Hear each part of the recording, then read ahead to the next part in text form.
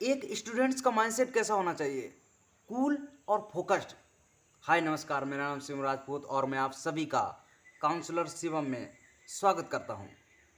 अगर आपका mindset cool मतलब शांत और फोकस्ड अगर केंद्रित है, अगर हमारा दिमाग शांत और एक जगह पे केंद्रित रहता है, तो हम किसी भी सब्जेक्ट में महारत हासिल हासिल कर सकते हैं, किसी भी एग्ज़ाम को क्लियर कर सकते हैं, किसी भी इंटरव्यू को क्लियर कर सकते हैं। कुछ भी हमारे लिए इम्पॉसिबल नहीं है। आप ये समझिएगा, आप अगर एक स्टूडेंट हैं तो आप केवल और केवल अपने दिमाग को शांत रखिएगा। अपना जो फोकस है, अपना जो केंद्रित है, अपना जो केंद्र है, वो केवल अपने सब्जेक्ट पर, आप जिसकी तैयारी कर रहे हैं, जिस इंटरव्यू की तैयारी कर रहे हैं, आप केवल अपना पूरा ध्यान सिर्फ उस पर रखना चाहिए और अपने आप को जितना हो सके उतना शांत करने की कोशिश कीजिए।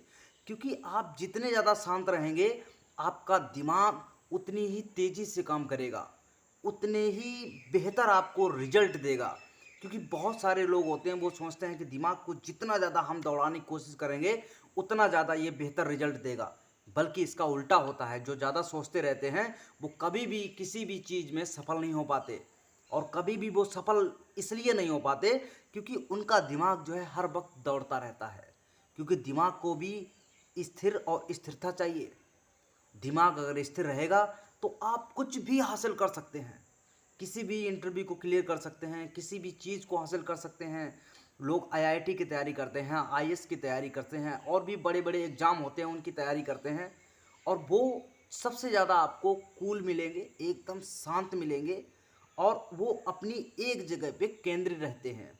वो ज़्यादातर सोशल मीडिया का भी यूज नहीं करते हैं क्योंकि वो एक जगह शांत। क्योंकि आपने अभी देखा होगा वर्ल्ड कप चल रहा है, तो वर्ल्ड कप में बहुत सारे खिलाड़ी जो हैं उन्होंने 6-6 महीने से सोशल मीडिया को यूज ही नहीं किया है। क्यों नहीं किया है? क्योंकि वो जानते हैं जितना ज़्यादा हम सोशल मीडिया पे जाएंगे या हमारा दिमाग डिस्ट्रैक्ट होगा, इधर उधर भागेगा, तो हम अपने लक्ष्य से जो है विचलित हो जाएंगे। जबकि उनके पास सपोर्ट सिस्टम होता है, इतना सब कुछ होता है, इसके बावजूद तो समझिएगा आपके पास में आपका केवल माता पिता पीछे खड़े हैं बेचारे, केवल पैसे देने के लिए, और वो भी कैसे कमा के ला रहे हैं आपको पता नहीं है।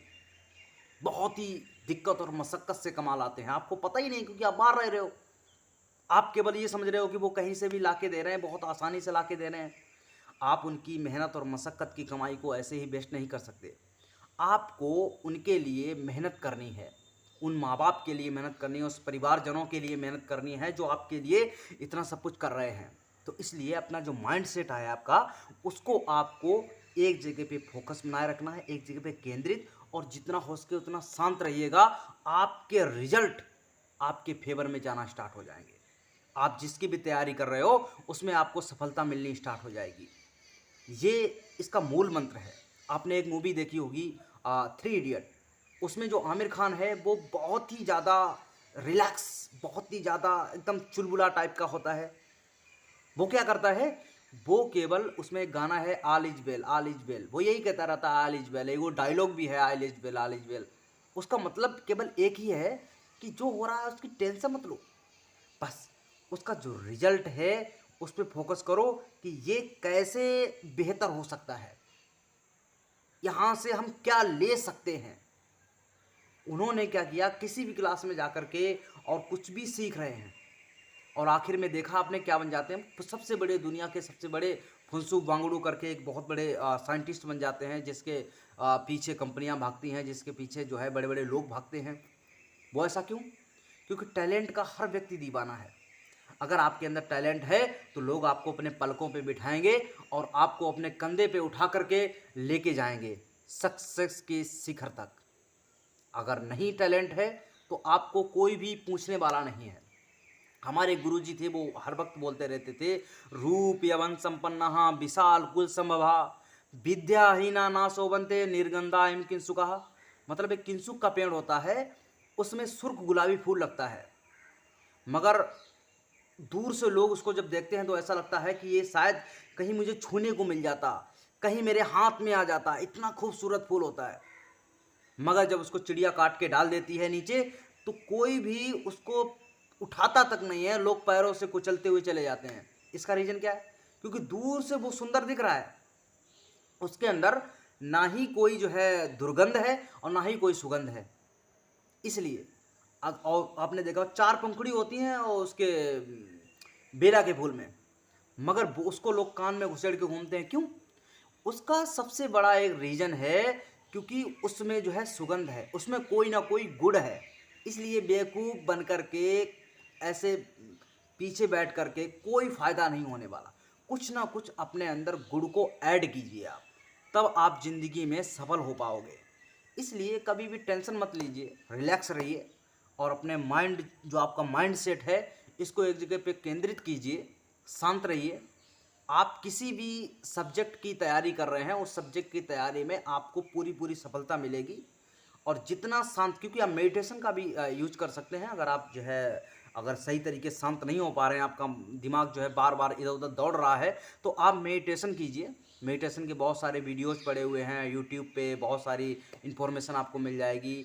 मेडिटेशन का एक ही तरीका है, आप शांत बैठ जाइए, आपका कोई भी अंग हिलना नहीं चाहिए, आपके दिमाग में कोई विचार नहीं आना चाहिए। आता है तो आने दो, उसके साथ भागो मत, अपनी सांस पर कंट्रोल करो, अपनी सांस पर ध्यान दो, तो समझिएगा वो आपका मेडिटेशन है। और धीरे धीरे करके जब प्रैक्टिस करोगे तो आप उसके साथ में एकदम लय होते चले जाओगे, आप विचारों से मुक्त होते चले जाओगे। और इसके बाद आप जब पढ़ना स्टार्ट करोगे तो उसका आपको 100% रिजल्ट मिलेगा। जो आप पढ़ोगे वो आपके दिमाग में रह जाएगा, और वो जो आप जो है उसका इंटरव्यू या कहीं भी आप उसका यूज करना, आपका मतलब जो है होना होगा, तो वो अपने आप आपको याद आता चला जाएगा। तो इसलिए अपने माइंड सेट को, जो ये माइंड सेट की आज बात की है हमने, इस माइंड सेट को आप जो है एक अच्छे तरीके से समझ गए होंगे कि माइंड सेट हमारा जो है एक स्टूडेंट्स का माइंड सेट किस तरीके का होना चाहिए। तो ऐसे ही और भी वीडियोज़ के लिए हमारे साथ जुड़े रहिए। तो स्टूडेंट्स, हमारे चैनल को सब्सक्राइब करके ऑल का घंटा ज़रूर बजा लें और हमारे हर वीडियोज़ को लाइक करें, तो हमें मोटिवेशन मिलेगा और भी आपके लिए अच्छे अच्छे वीडियोज़ लाने के लिए हमें प्रेरित करें। Thank you. नमस्कार।